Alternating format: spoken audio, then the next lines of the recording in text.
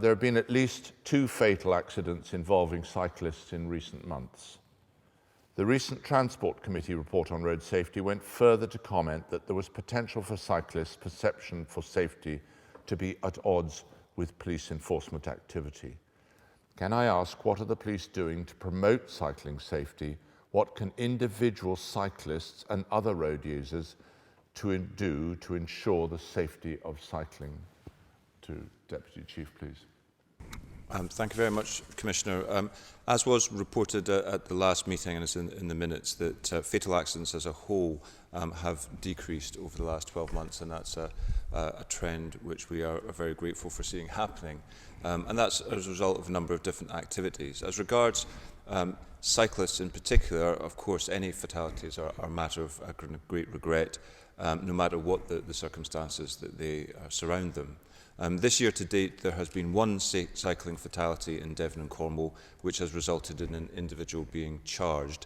I am therefore unable to comment any further on that particular matter whilst that case proceeds. Police right across the counties are working hard with our partners to help reduce the number of killed or seriously injured incidents involving road users, recognising that certain groups are more vulnerable than others. We do need to understand the dangers that are faced by cyclists whilst using our highways, and recent statistics tell us that cyclists make up around 8% of all casualties on our roads, whilst accounting for a greater proportion, 13%, of those who are killed or seriously injured. Nationally, it is believed cyclists make up only 1% of actual road traffic. This supports the truth that the vulnerability of cyclists is greater, although they share a similar fatality rate per mile travelled as pedestrians. In the 5-year period between 2009 and 2014, there were 15 fatalities involving cyclists in Devon and Cornwall. Of note is that our largest conurbations, such as Torbay, Exeter and Plymouth, each suffered 1 fatality, whilst the remainder were on the faster A and B roads around the 2 counties.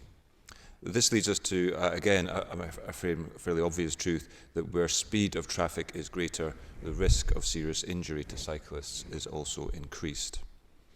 The police road casualty reduction officers work with local authorities and contractors on safer roads schemes. Such recent examples as the new pedestrian and cycle path across the A38 at Drum Bridges, removing cyclist interaction with fast-moving traffic.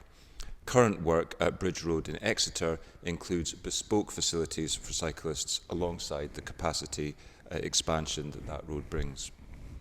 Local authorities are also working in partnership with our local policing teams to target children of school age, and a number of PCSOs and neighbourhood beat managers have been helping to deliver cycling education programmes. In fact, Devon County Council are committed to 7,500 trainees this year as an example. Getting uptake of training places for adults, however, is proving to be much harder, and there is something that we need to do with our partners to try and persuade more adults to take that kind of training. It's recognised that general roads policing, both by specialist officers and patrol constables, contributes greatly to road safety for cyclists and other vulnerable road users. Speed detection and enforcement, both by police and safety camera partnerships at known accident cluster sites, is vital. Specific campaigns targeting driver behaviour are also utilised by our media department, with monthly themes such as distraction, mobile phones, drink and drugs. Included in these have been months focusing on cyclist behaviour, correct lighting, clothing and safety wear. There is work ongoing to improve our use of community intelligence and social media to better target our efforts and respond more effectively to the concerns of our communities.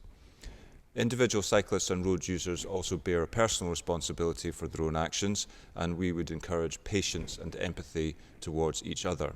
No journey is so urgent that it is worth endangering others, and no cycle trip is so important as to ride dangerously or indeed recklessly. Courtesy is a vital component of all road safety. If someone has had to wait for you, say thank you and pull over. Good common behaviour would be nice to see. Bear this in mind the next time that you are a road user. So there's a lot of activity across the force area by the police, but also with partners to encourage safer road use, and we hope that this will contribute to less injuries on the road for cyclists.